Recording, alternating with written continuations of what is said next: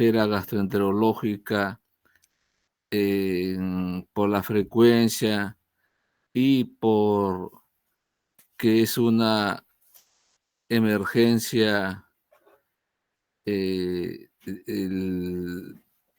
del ámbito gastroenterológico, es la hemorragia digestiva, ¿ya?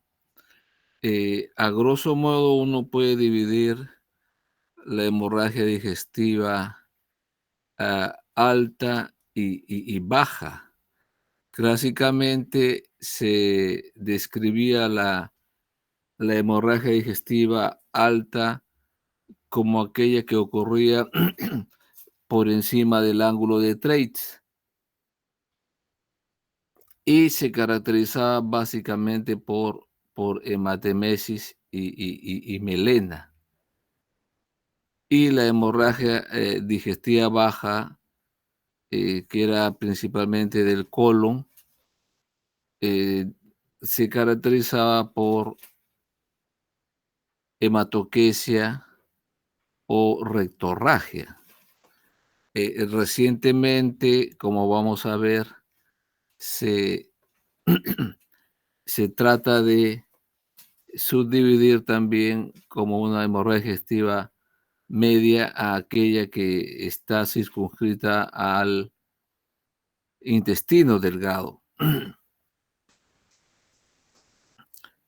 Es fundamental para diferenciar la hemorragia digestiva alta, eh, saber diferenciar hematemesis de hemoptisis. ¿Ya? La hemoptisis es el sangrado por cavidad oral precedido por la tos. En cambio, la hematemesis es pues precedido por las náuseas o los vómitos. Y la característica de la sangre puede ser rojo viva o negruzca, como borra de café. Pero también el paciente a veces puede decir que elimina sangre por la boca sin que, sin que se deba a, o sin que sea una hemorragia digestiva alta o hemoptisis. Y ese es el sangrado de la cavidad oral, que frecuentemente puede ser por una varice de la base de la lengua o un problema de las encías.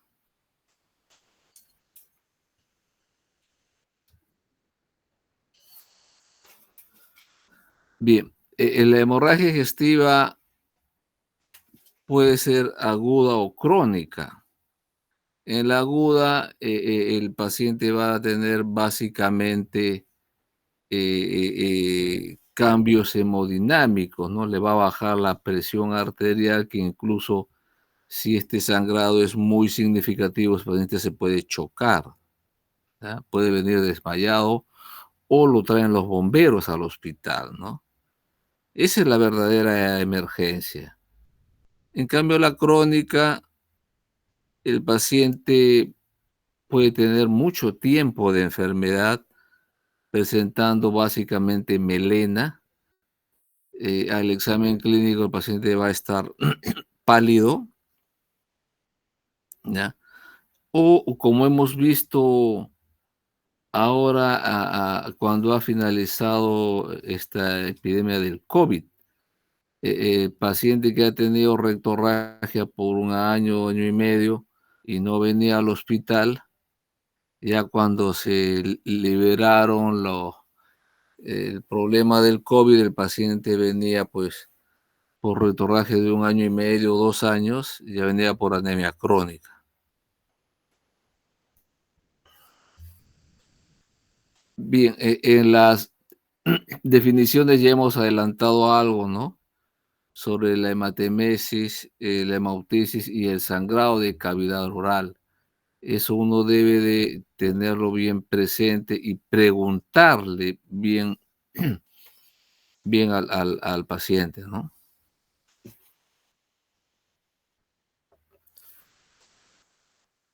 Bien, otra vez recordando la hematemesis, sangre roja con el vómito, ¿no? La melena, heces de aspecto negruzco, típicamente brillantes, ¿no? O de un mal olor, ya uno se da cuenta cuando está pasando visita, por ejemplo, y él siente ese olor característico del paciente que ha venido por una hemorragia digestiva alta y a veces esté el paciente inconsciente, hace la deposición, uno se da cuenta por el olor. Uno le pide pues a la enfermera o al interno que en ese momento revisen el pañal y ahí uno se da cuenta que está haciendo otro episodio de melena durante, durante la, durante la visita, ¿no? Ahora, todas esas negras no es melena. Hay medicamentos y alimentos que pueden teñir las heces. Y eso les voy a preguntar en el examen, así que lo buscan, ¿ya? La hematoquesia, simple y llanamente, por definición, es deposiciones con sangre, ¿ya? Solamente dice eso. No, antes decíamos o pensaban de que era básicamente de un sangrado bajo, pero no es así, ¿ya? Lo más frecuente es que sea pues por un sangrado del colon, por ejemplo, o del intestino delgado, pero cuando, por ejemplo, es una varice esofágica que se ha roto, el sangrado es tan, pero tan abundante que no va no va a permitir que esa sangre cambie el color de las heces a color negro por el ácido hematínico o la hematina y el paciente debe eliminar sangre roja, ¿ya? La rectorragia sí la ubicación es de la parte distal del ano y eso sí es típico. Puede ser generalmente por una hemorroide, ¿no? Y bueno, la sangre oculta en heces, el paciente va a venir pues con síntomas de anemia crónica, ¿no?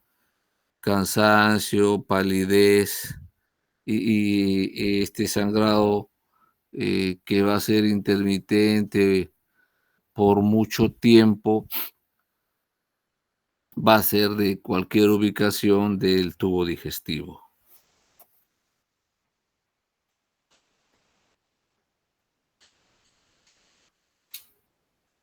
Bien, se puede clasificar, como decíamos, hemorragia digestiva alta y baja.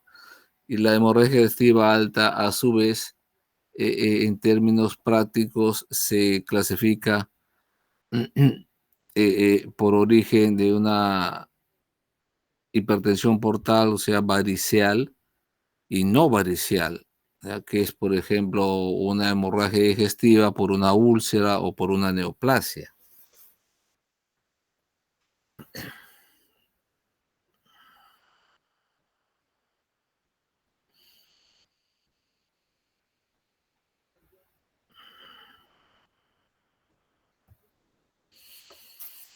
Bien, este es lo clásico que se decía, que la hemorragia digestiva alta se debía pues por una lesión por encima del ángulo de Treitz, ¿ya?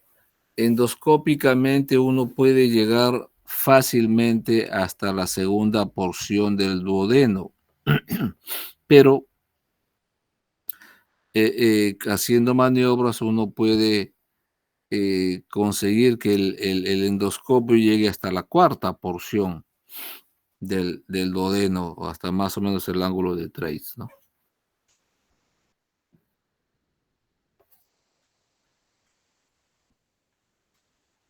Bien. Pero les decía que ahora se hablaba desde la hemorragia digestiva media, que vendría a ser la del intestino delgado, o sea, desde la ampolla de Vater, que está en la segunda porción, hasta la válvula ileocecal.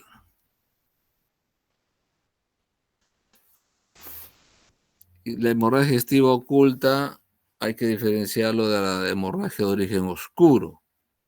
La hemorragia digestiva oculta es un sangrado que no es visible para el sujeto. En cambio, de origen oscuro hay sangrado, ¿no? Hay hematoquesia o hay melena, pero que no se puede, no se puede evaluar directamente con una endoscopía o una colonoscopía, ¿no? Y para eso ahora veremos que se hacen otro tipo de evaluaciones, ¿no?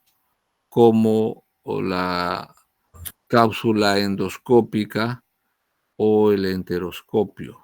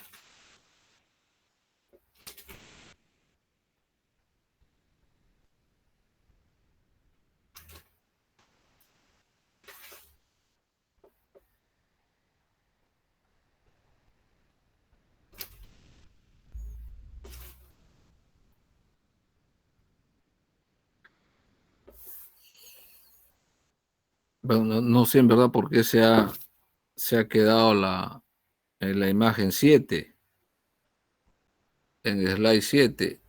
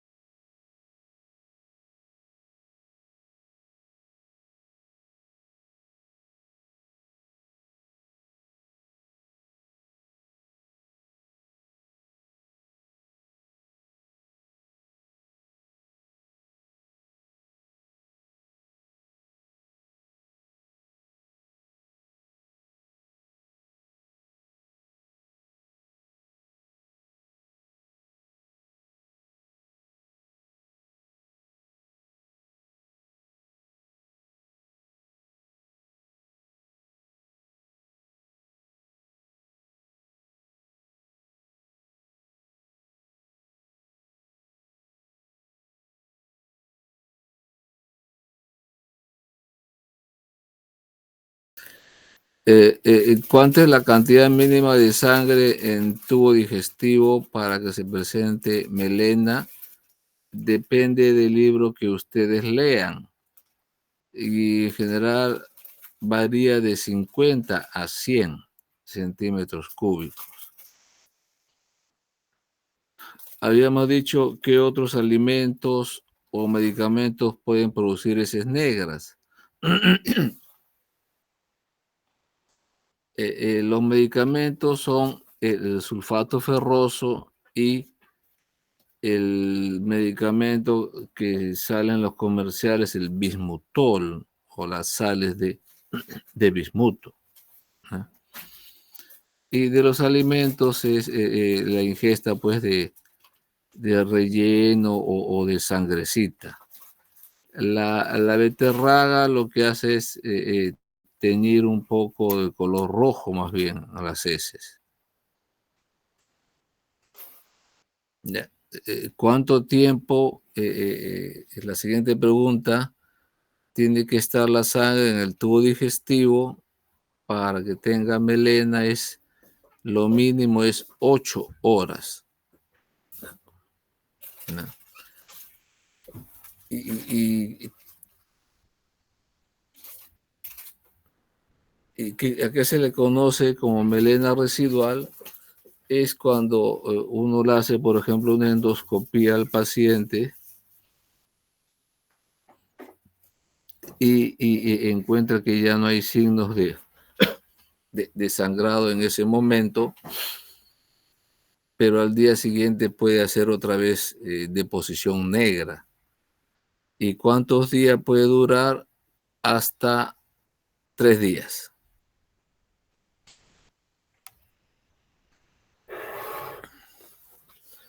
Aquí podemos ver las múltiples causas de sangrado digestivo alto.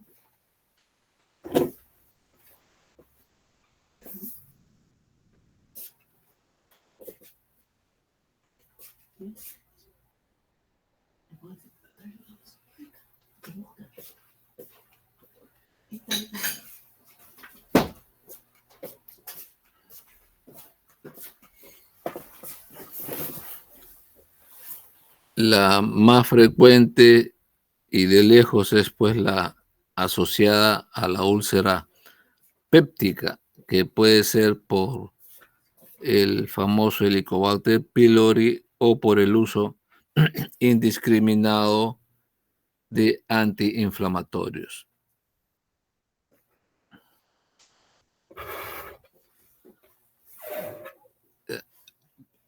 Por ejemplo, el síndrome de Mallory-Weiss se caracteriza porque el paciente tiene vómitos 5, 6, 8, 10 veces y el último vómito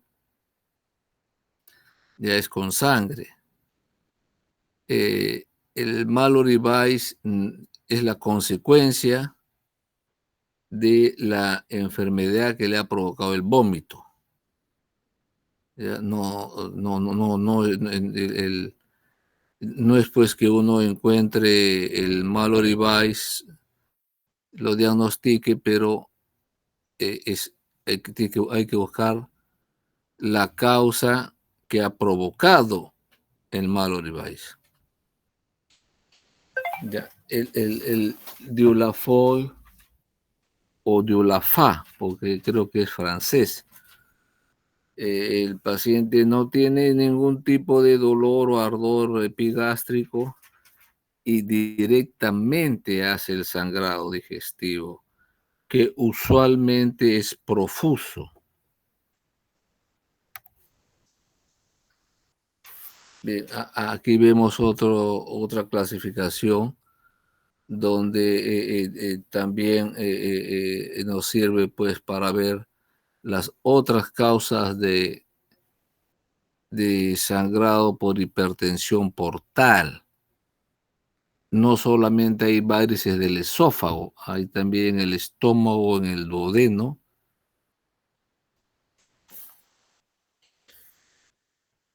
Hay múltiples malformaciones vasculares. Entre ellas tenemos el síndrome de Osler-Weber-Rendu. Y ese paciente tiene telangiectasias en todo el cuerpo, en los dedos, en los labios, en las fosas nasales, en el hígado, en los pulmones, etcétera.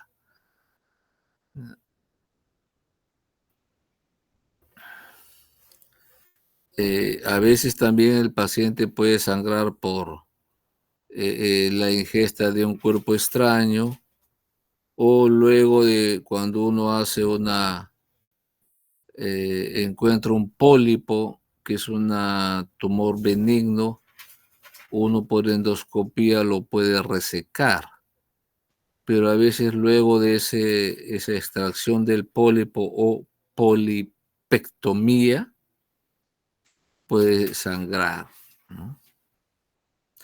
La fístula aortoentérica es muy rara en nuestro hospital. ¿Ya? Es más, uno lo puede encontrar en otras, en otros hospitales, ¿no? Bien, aquí también tenemos otra imagen donde se ve un poco más diferente el porcentaje de hemorragia varicial y no varicial, ¿no? Aquí veo 80% versus 20%. Un paciente cirrótico que presente una hematemesis, el 100% no es por, por una varice, puede ser también por una úlcera. ¿Ya? Entonces, si también pregunta de examen, no todo cirrótico va a sangrar por varices. Aquí tenemos varias imágenes endoscópicas que ahora es mucho más fácil reconocer porque uno lo puede ver en internet, en YouTube, y uno puede encontrar estas lesiones y compararlos con los que uno encuentra durante una endoscopía. O como ven ahí en la de Osler-Weber-Rendu, ven las telangiectasias en los labios y en la lengua, ¿no?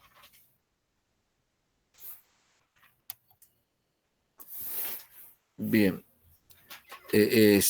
siempre hay que decir algunos datos epidemiológicos. Vean que la mortalidad puede llegar hasta el 10%, sobre todo en cirróticos o en aquellos ancianos que tienen úlceras muy, muy grandes, ¿no?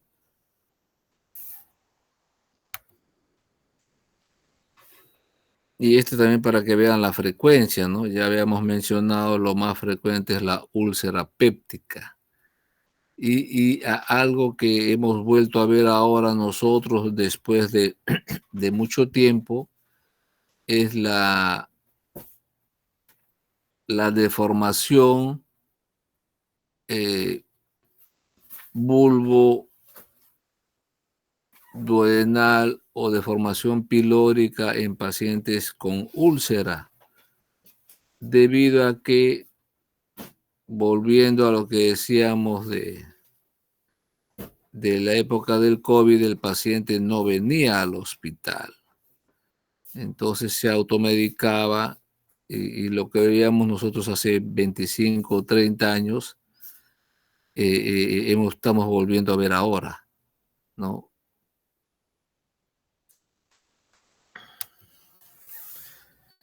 Bien, entre los factores de riesgo tenemos pues el que el paciente fume o tome licor, ¿no? Se dice que un paciente que fume más de 10 cigarrillos por día puede desarrollar una úlcera básicamente duodenal. ¿Ya? la ingesta de medicamentos dañinos a la cabeza, los antiinflamatorios, ¿no?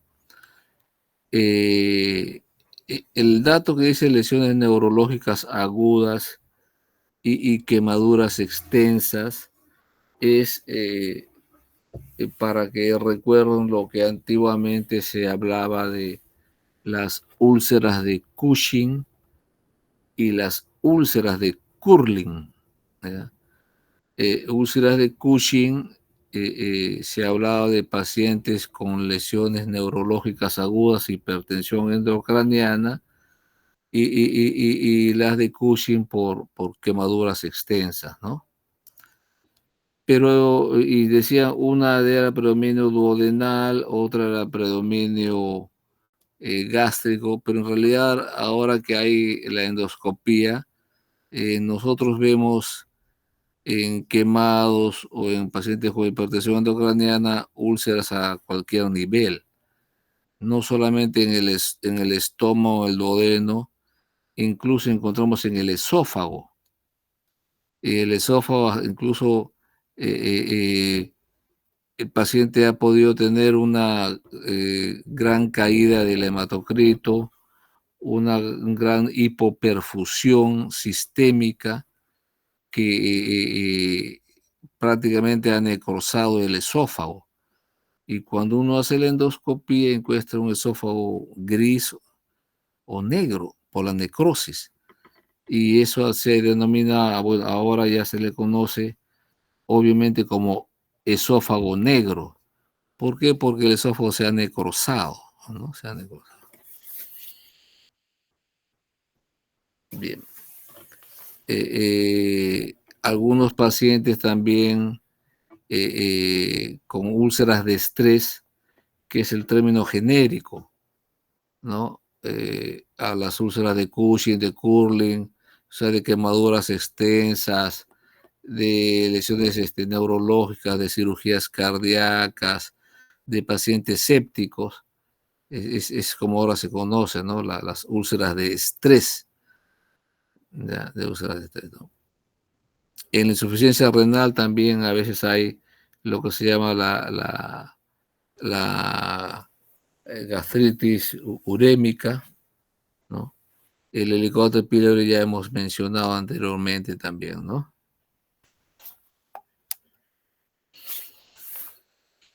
Bien, el cuadro clínico, quiero que vean básicamente lo que está eh, eh, en el recuadro rojo, ¿no? Que puede haber el sangrado indoloro, ¿ya? Sobre todo en angiodisplasia o varices, ¿ya? Dependiendo de la cantidad de que sangre el paciente, va a estar muy pálido o pálido con tinte amarillento, como dice ahí, ¿no? Creen que está amarillo, ¿no? No está bien pálido, ¿no? Puede haber frialdad distal con retardo del enrojecimiento del lecho unguial, ¿ya? Sudoración fría, el paciente va a marearse, se puede caer incluso, o se puede chocar, ¿no? Y ya lo traen al paciente otras personas, ¿no? Por ejemplo, los bomberos, ¿no? Bien, ¿qué va a ocurrir? En un sangrado rápido va a haber una disminución del retorno venoso del gasto cardíaco al corazón, ¿no? Con ello, hay una vasoconstricción refleja y aumento de la resistencia periférica, lo que va a condicionar la presión baja en el paciente.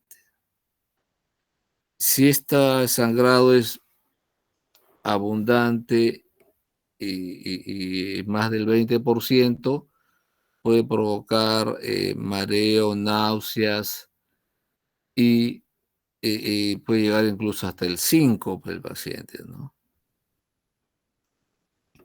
Pero el sangrado puede ser mayor todavía, 40% va a estar chocado, uno lo quiere tomar el pulso al paciente y a veces no lo encuentra, ¿no?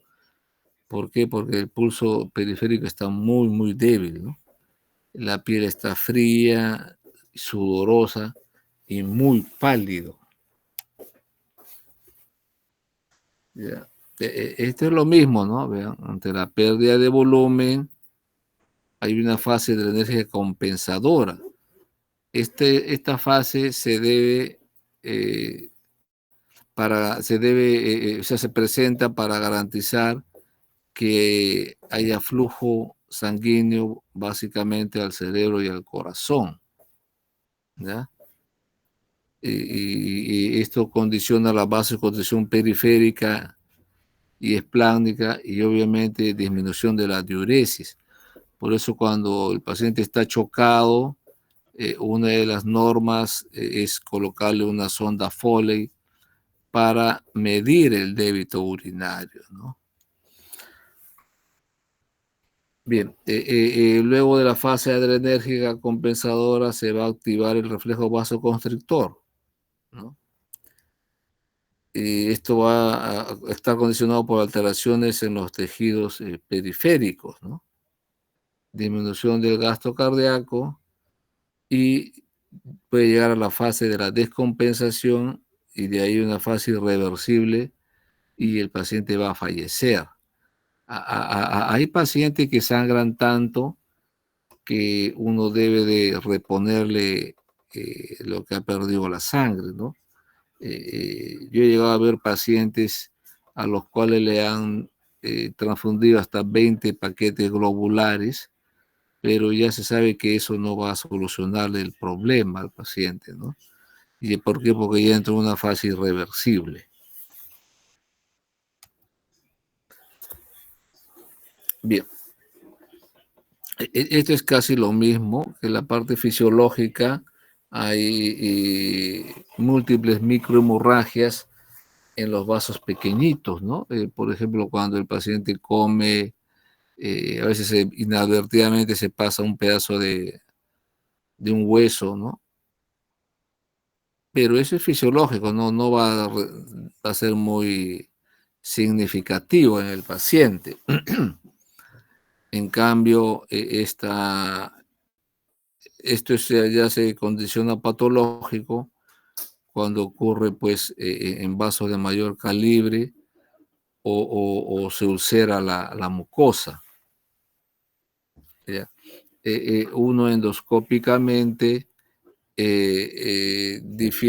diferencia una erosión de una úlcera por el tamaño. La erosión mide menos de 5 milímetros y también por la profundidad, ¿no? La erosión solamente es muy superficial, la mucosa nada más, pero la úlcera puede comprometer puede comprometer todas las capas de la pared del tubo digestivo, ¿no?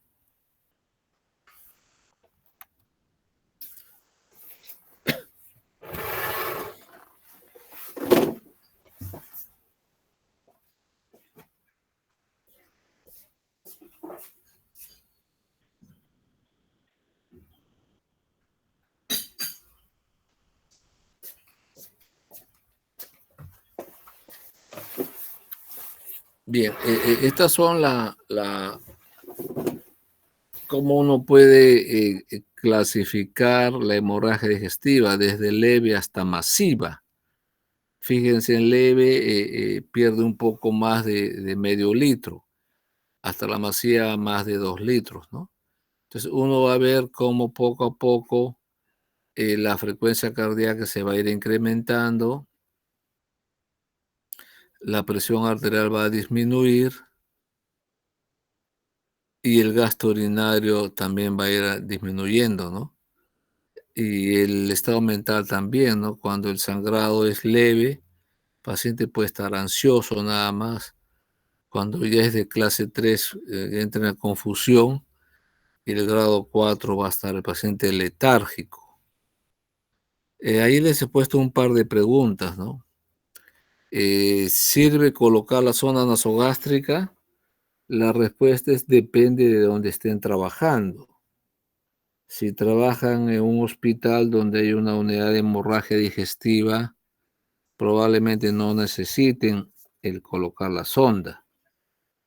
Pero si trabajan en una posta y tienen la duda del sangrado es activo o no, sí es conveniente colocar la sonda. En el hospital lo hay, a veces lo colocan y con el sentido de que si sale sangrado rojo vivo por la zona nasogástrica, uno tiene que hacer las medidas correctivas más rápido. Obviamente, porque el sangrado es continuo en ese momento. Pero si uno coloca la sonda y solo sale restos borráceos, lo más probable es que ya se detuvo el sangrado. Y también sirve colocar la sonda y hacer un lavado gástrico para que durante la endoscopía el procedimiento sea más corto. ¿Cuándo hacer tacto rectal? Cuando hay la duda. A veces el paciente te dice, doctor, he hecho color negro, pero no sabe diferenciar. No, pero doctor, creo que ha sido verde oscuro, te dicen, o creo que ha sido marrón oscuro. Marrón oscuro y verde oscuro no es negro, entonces no es melena.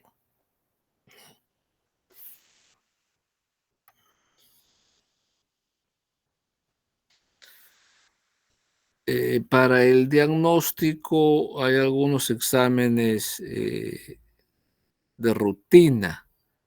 Obviamente la hemoglobina para ver cuánto ha caído.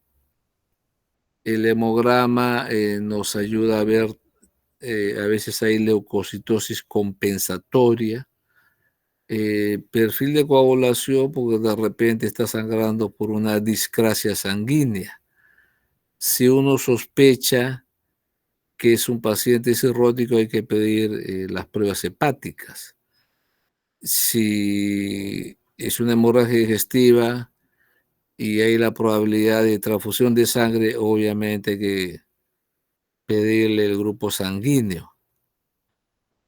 La glucosa se le pide a todos los pacientes como parte de los exámenes y la urea creatinina a veces nos ayuda a diferenciar la hemorragia digestiva alta de la baja.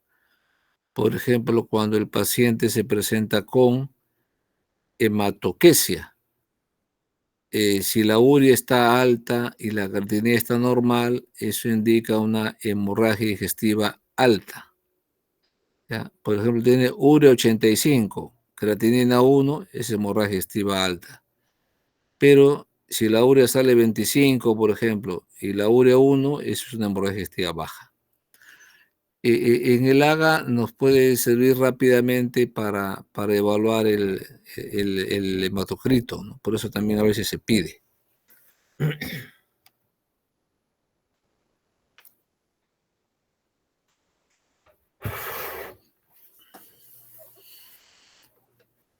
Bien,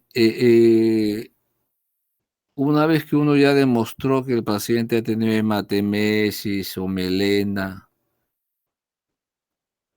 hay que diagnosticar la causa de la hemorragia, ¿no? Y para eso lo fundamental es hacer una endoscopía alta, ¿ya? Y acá tenemos el score de Glasgow Batsford que nos ayuda, ¿no? Como ven ahí, un paciente con puntaje de 2 o más con el índice de Glasgow, hay que hacer endoscopía. Si sale 1 o 0, puede irse de alta a su casa, ¿no? Eso significa que está casi normal todo, ¿no? Pues se va de alta, ¿no? ¿Ya? Y lo ideal es dentro de las primeras 24 horas, ¿no? Eh, Mientras más alto el valor del score, obviamente hay mayor sospecha de sangrado activo, ¿no? Ya.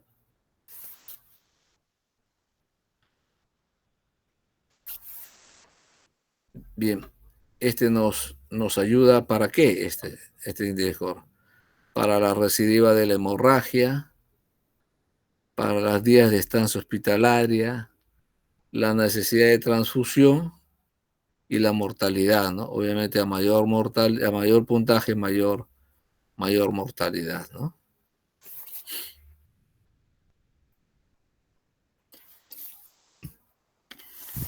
Vean, aquí dice paciente con sospecha de HDA, realizar el índice de Glasgow-Bradford, IgB. Si es menor o igual a 1, dar de alta sin necesidad de realizar endoscopía, que es lo que hacen en otros hospitales, ¿no? Y a veces terminan viniendo al hospital Loaiza, ¿no? Ya, y le dicen, se guían pues por este índice. Pero si el paciente está asustado o la familia dice, no, que hagan la endoscopía de todas maneras, hagan la endoscopía, pero la norma, como ven ahí, si tiene menos o igual a 1, no es necesario, ¿no? Ya, y a veces termina en el hospital Loaiza, ¿no? En cambio, cuando es 2 o más, ya tendría que internarse el paciente y hacer pues el tratamiento respectivo, ¿no? Bien, este es el otro índice, ¿ya? El índice de Rockall. El Glasgow-Bradford es preendoscópico. ¿Se han dado cuenta ustedes? No tenía ningún valor de la endoscopía. En cambio, este de Rockall ve variables preendoscópicas y posendoscópicas. Por ejemplo, la edad, si viene o no en shock o si hay comorbilidades. Y las variables endoscópicas, dependiendo de qué le hemos encontrado al paciente, ¿no? Si es un diagnóstico de un Mallory-Weiss, por ejemplo, o si no hay signo de hemorragia reciente, o si hay una neoplasia maligna, o el sangrado que hay en el tubo digestivo, puede haber un coágulo adherido, o un vaso sangrante, ¿no? Uno le hace la endoscopía, por ejemplo, si tiene menos de 60 años y su pulso es menor de 100, no tiene comorbilidades importantes, uno le hace la endoscopía y le encuentra un Mallory-Weiss, podría irse de alta según porque solamente tendría puntaje 1, ¿no? O de alta precoz. Muchas veces alta precoz también es cuando uno encuentra otros diagnósticos, que puede ser una úlcera, pero con fibrina blanca, que según la clasificación de Forres vendría a ser el Forres 3, ¿ya? También se le indica alta precoz. El paciente puede irse de alta al día siguiente, por ejemplo, ¿no? Y este es otro score que también lo han estado utilizando otros investigadores, donde ve pues otros o evalúa otros términos, ¿no? Como la albúmina, el INR, el estado mental, la presión arterial sistólica y la edad, ¿no? Este es otro también, el ABC Score. Bien. Y cuando uno hace una endoscopía, yo le puedo decir al paciente o a la familia, eh, puede irse de alta mañana o hoy día porque tiene bajo riesgo de recidiva, o sea, bajo riesgo de que vuelva a sangrar. ¿En qué casos? Cuando yo le encuentro una úlcera con una base limpia cubierta por fibrina o con un poco de hematina, que es el coágulo adherido negro, ¿no? Que vendría a ser el 12 o el 3. En cambio, alto riesgo es, por ejemplo, el 1A que ven ahí, que es un sangrado arterial, ¿no? A chorro. Obviamente, si está sangrando en ese momento, si yo no hago nada para detener el sangrado, va a seguir sangrando, ¿no? Es lógico, ¿no? Entonces ya se hace tratamiento endoscópico ahí. Bien.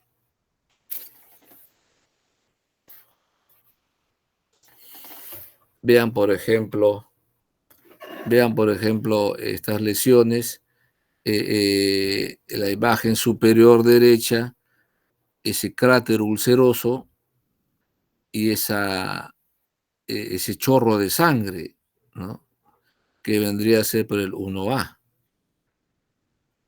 Y debajo de él hay una úlcera cubierta por fibrina blanca que obviamente uno le puede decir ya podría irse de alta al día siguiente. En cambio, la necesidad de tratamiento endoscópico es en tu 1A, 1B, 2A y 2B.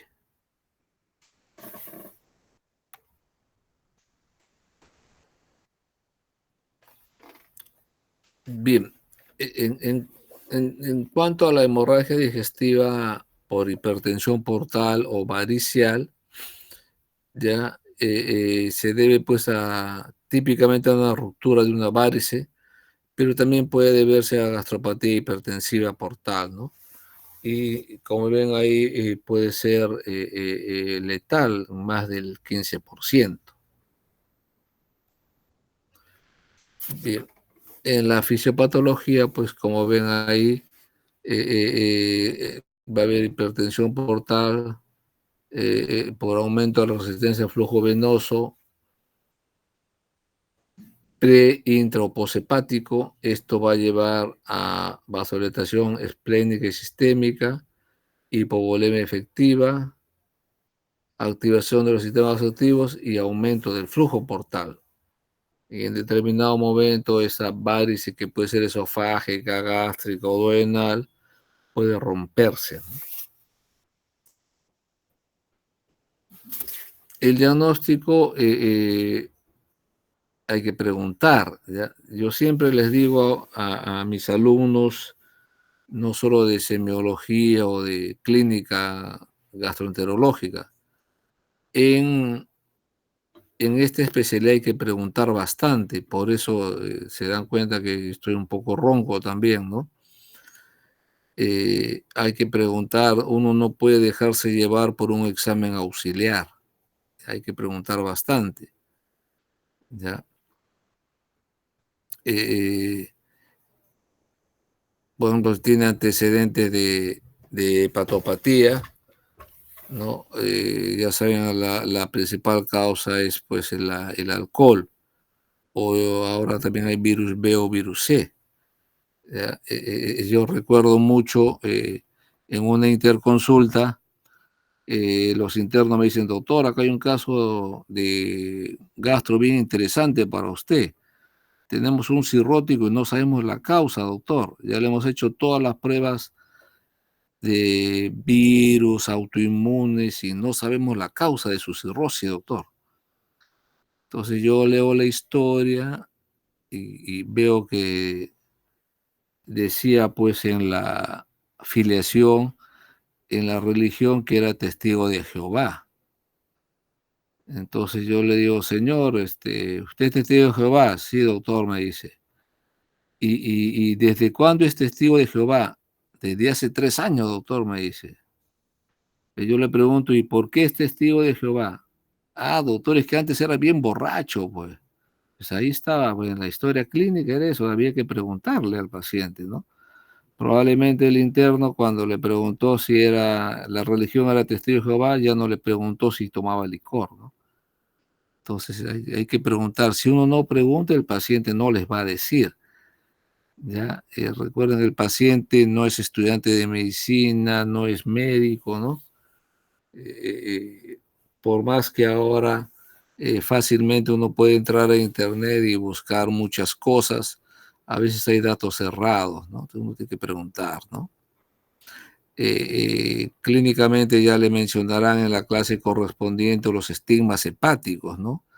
Como la telangiectasia, el eritema palmar, la ictericia, la citis, la circulación colateral, en varones la disminución del vello púbico, la ginecomastia, etcétera, etcétera, ¿no?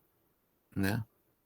Y obviamente la endoscopía es el método de elección para saber qué es lo que está sangrando y para dar una probabilidad terapéutica.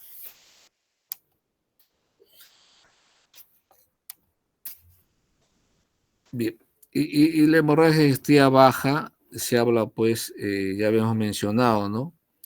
Que era desde el ileum terminal hasta el ano, ¿no? Eh, Está muy bien claro, como dice ahí, su incidencia se incrementa con la edad. ¿Por qué? Porque una causa muy frecuente son los divertículos. ¿Mm? A veces el paciente puede venir por melena, pero cuando es un paciente estreñido de larga data, bien estreñido puede tener melena. No es lo usual, pero sí hemos visto, ¿no? Ya. O puede venir por sangre oculta.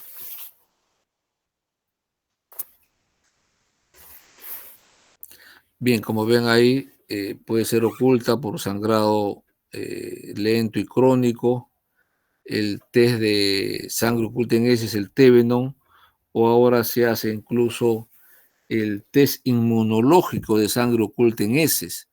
El Tevenon simple y llanamente dice si tiene sangre en heces positivo o no, pero puede ser sangre de la carne que uno ha comido, ¿ya? En cambio, el test inmunológico detecta básicamente sangre humana, o sea, el mismo paciente.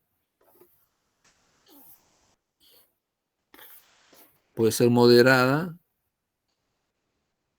porque no es intermitente, o severo grave, ¿no? Cuando el paciente tiene una hematopoiesis abundante y el paciente puede llegar con la presión baja o con taquicardia, ¿no? Aquí vean múltiples etiologías que estas son o deben de estudiarse básicamente según la edad, ¿no? En niños es típico el divertículo de Meckel o los pólipos juveniles. En adolescentes también lo mismo, pero también ya empieza a aparecer las enfermedades inflamatorias como la colitis ulcerosa. En adultos aparecen la enfermedad diverticular del colon, las enfermedades inflamatorias, las neoplasias, que ahora cada vez vemos más frecuentemente, los pólipos también, ¿no? Y en mayores de 65 años, a la cabeza también los divertículos, el cáncer, las lesiones vasculares como angiodisplasias o la isquemia intestinal, ¿ya? Y a cualquier edad, problemas de alteración sanguínea, por ejemplo, ¿no? Aquí vemos algunos ejemplos de algunas patologías. Por ejemplo, la proctitis actínica ocurre en pacientes que han tenido ya el antecedente, el antecedente de haber recibido radioterapia,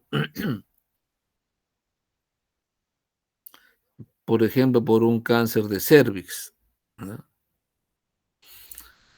Y usualmente la rectorragia es indolora, excepto en la fisura anal, que es lo que ven ahí en la imagen inferior derecha.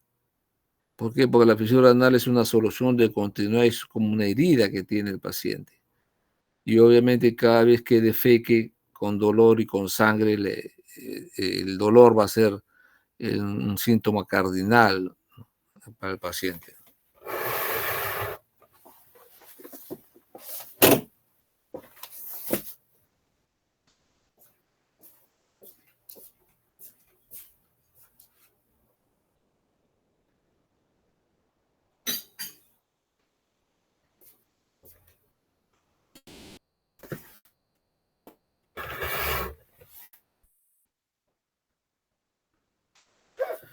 Bien, el diagnóstico es básicamente la colonoscopía, ¿ya? Eh, Como hay restos de sangre y un poco de heces, lo ideal es preparar el intestino. Entonces se le da una sustancia al paciente que le provoca una diarrea osmótica para que se limpie el intestino y se pueda ver la lesión, ¿no? Pero también se pueden hacer otras pruebas que cada vez se hacen menos, ¿no? Como una angiotensia, una angiografía o una arteriografía, pero cada vez se hace menos eso, ¿no? En la imagen inferior se ve la punta del colonoscopio con un plástico, con un cilindro plástico transparente. Ese es el CAP, o como gorra en inglés, ¿no? Y este aditamento permite separar las austras y poder ver mejor alguna lesión que puede pasar desapercibida.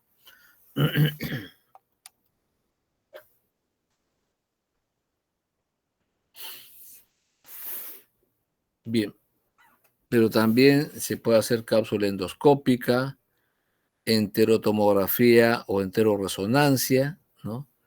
Enteroscopía, y a veces hasta la cirugía se llega porque no se encuentra la, por los métodos usuales la causa del sangrado, ¿no? Pero usualmente la mortalidad es menor que para la hemorragia digestiva alta, ¿ya? Y la hemorragia digestiva media, o sea, del intestino delgado, eh, yo también le digo a mis alumnos, ¿no? Con el advenimiento de nuevos procedimientos diagnósticos, eh, se ha podido estudiar mejor esa gran cantidad de intestino delgado que no se podía evaluar ni con la endoscopía ni con la colonoscopía, ¿no? Entonces, uno encuentra una serie de lesiones, como ven ahí, angiodesplasias, enfermedad de Crohn, úlceras intestinales, enteritis, tumores o pólipos, ¿no? Uno encuentra una serie de patologías con la cápsula endoscópica o con la enteroscopía. Bien, ¿qué cosa hace uno cuando hay la sospecha del sangrado del intestino delgado? Puede ser que no le hayan visto la lesión en una endoscopía alta. Eso también depende de quién le ha hecho la endoscopía y en qué lugar y en qué condiciones. El paciente tiene que estar bien sedado para hacer la endoscopía o debe tolerar el procedimiento, ¿ya? Porque a veces le hacen sin sedación y el paciente está vomitando, eructando con arcadas, no te deja ver bien, ¿no? Puede pasar lesiones, ¿no? Entonces se puede volver a hacer una endoscopía alta o se puede volver a hacer una colonoscopía. Hay causas raras, como ven ahí, la hemobilia, el hemosucus pancreático, que son sangre, pues, que va a salir por la ampolla de Vater, ¿ya? Y la fístula aortoentárica, que también es rara, porque eso va a depender de una operación previa que haya tenido el paciente, ¿ya? Pero eso también viene por la historia clínica. Uno tiene que preguntarle al paciente, ¿no? Bien, acá vemos cómo es lo que uno puede actuar en la hemorragia digestiva, una endoscopia alta o una colonoscopia, si son negativas, eh, y piensa que es el sangrado probable del intestino delgado, se debe repetir la endoscopia y la colonoscopia. Como digo, porque muchas veces tienen errores en la endoscopia alta y, y en la colonoscopia. En la endoscopia alta, por ejemplo, si tiene una hernia yatal, a veces no separan bien los pliegues de la gástricos y entre los pliegues hay una úlcera. O cuando es en una colonoscopia, a veces meten mucho el colonoscopio y no se dan cuenta que justo en el margen anal está la lesión, ¿ya? Entonces se evalúa el intestino delgado con enteroten, enteroresonancia o cápsula o enteroscopía. Bien, la cápsula endoscópica, sus ventajas es pues que es menos invasivo, ¿no? Eh, Es una cápsula un poco más grande, sí, que una cápsula usual, ¿no? Entonces uno debe, antes de eso debe preguntar al paciente si deglute bien, o si no deglute bien, la cápsula de repente se puede quedar ahí, ¿no? La desventaja es que son caras, ¿ya? Son caras. Las más baratas cuestan alrededor de 1.500 soles y las cápsulas no se reutilizan, ¿no? Una vez que se usa ya se desecha, ¿ya? Y la otra desventaja es que no es terapéutica. Te dice el diagnóstico, la lesión, en qué nivel, pero no es terapéutica. En cambio, el enteroscopio sí es terapéutico, pero es invasivo, ¿no? Hay diversos enteroscopios, depende de la marca que lo produce, de la empresa, de un balón, de dos balones, o también se puede hacer enteroscopía intraoperatoria, ¿ya? O, como les había mencionado antes, ¿no? Eh, eh, imágenes, tomografía, resonancia, angio o gammagrafía.